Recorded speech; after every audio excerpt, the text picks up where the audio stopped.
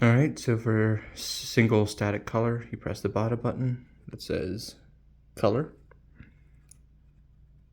red, blue, green, purple, light blue, yellow, white, pink, and then we start going into the gradients. Now to increase and lower the brightness, you press the middle button, speed, lowest, and it cycles up. 1, 2, 3, 4, 5, 6, 7, and then it'll go back to the lowest. Now, this is just for the static colors. Now, when you go into the modes, you press the top button, mode, and it'll give you all these different types of flashing.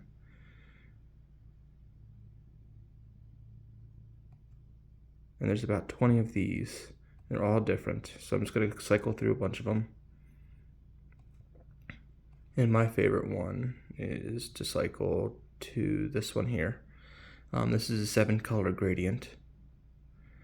And what the middle button does when it's in this pattern mode, so if you press the middle button, it'll cycle the speed of the pattern changing. So I'm going to press it once and it'll probably go to the fastest setting. So now it's the fastest one, right? So that's by pressing the center button. Now for each press of the center button, it'll slow it down a little bit. So that was one press, 2, 3, 4, 5, 6, 7.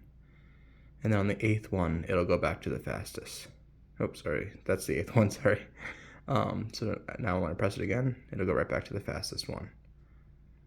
Now to get back to the color, to the static color, you just press the color button again.